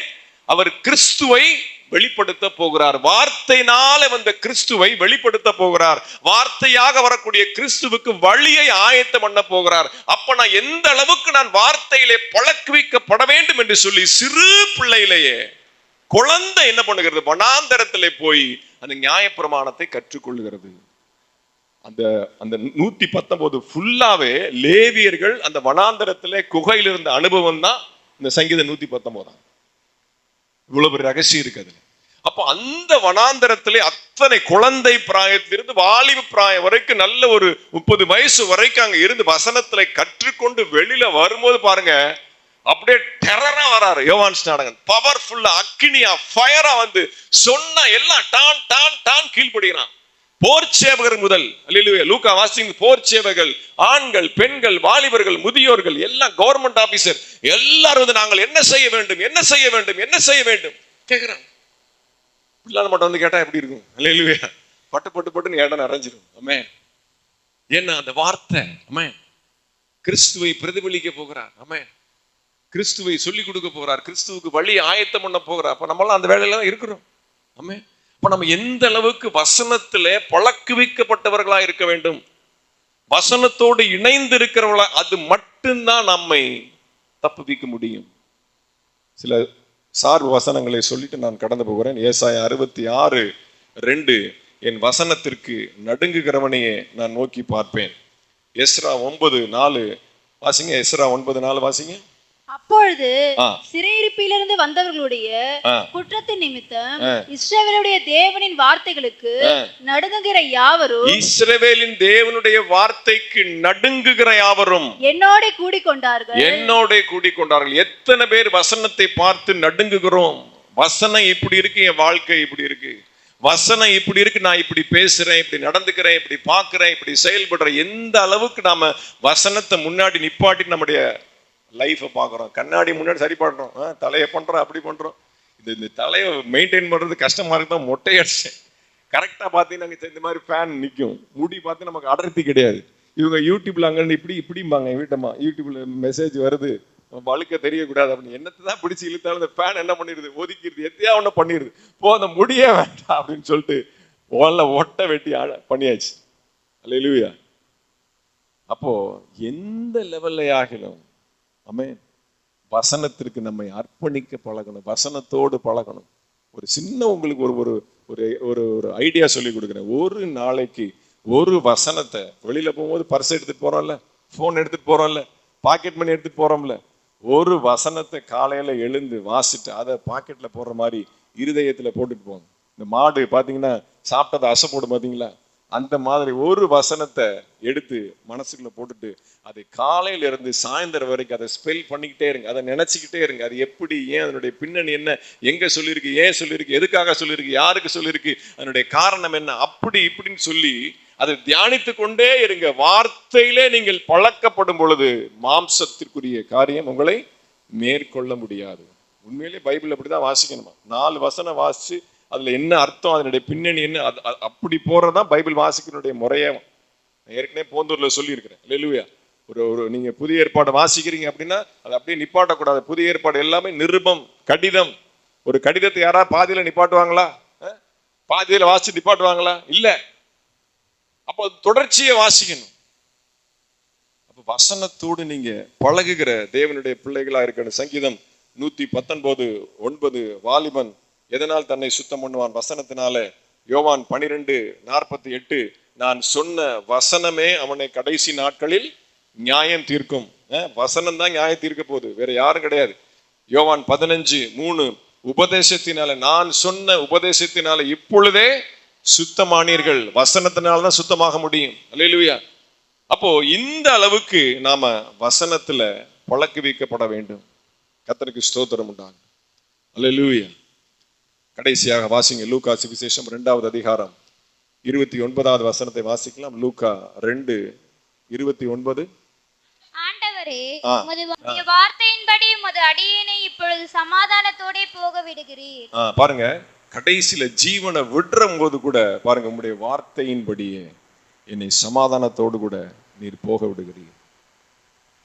பழைய ஏற்பாட்டு பரிசுத்தவான்களை வாசிச்சோம் பாருங்க. சங்கீதம் 63:1, சங்கீதம் 16:9, சங்கீதம் 84:2 என் மாம்சமானது உம்மை வாஞ்சிக்கிறது, என் மாம்சமும் நம்பிக்கையோட தங்கி இருக்கும், என் மாம்சம் ஜீவனுள்ள தேவனை நோக்கி கம்பீர சத்தம் இடுகிறது. அப்ப இதெல்லாம் என்ன அர்த்தம்? என்னுடைய மாம்சம் வார்த்தையோடு இணைக்கப்பட வேண்டும் என்கிறதா ரிசல்ட், அதான் ஆன்சர், அதான் கிறிஸ்து. அது அவங்களுக்கு தெரியல. கிறிஸ்துவனுடைய அனுபவம் அவங்களுக்கு இல்லை. அந்த ஒரு ஏக்கத்திலேயே அவங்களுடைய வாழ்க்கை முடிஞ்சு போயிடுச்சு. அல்லேலூயா. கிறிஸ்துவை பார்க்காமலேயே, கிறிஸ்துவை அனுபவிக்காமலேயே அந்த மாம்சத்துல அந்த ஏக்கத்தோடு தவிப்போடு கூட அவங்களுடைய வாழ்க்கையை முடிச்சுட்டாங்க. நீங்களும் நானும் பாக்கியசாலிகள். அல்லேலூயா. கிறிஸ்து நமக்காக ரத்தம் சிந்தி இருக்கிறார். அல்லேலூயா. அந்த வார்த்தை மாம்சமாக மாறி இருக்கிறது. அல்லேலூயா. அப்போ உங்களுடைய மாம்சத்தில் அந்த பெர்சன்டேஜ், அந்த லெவல் எந்த அளவுக்கு இருக்கிறது, மாம்சம் எந்த அளவுக்கு இருக்கிறது, வார்த்தை எந்த அளவுக்கு இருக்கிறது, அதை செக் பண்ணி பாருங்க. எல்லா கண்களை மூடி நாம் ஜெபிக்கலாம். அல்லேலூயா.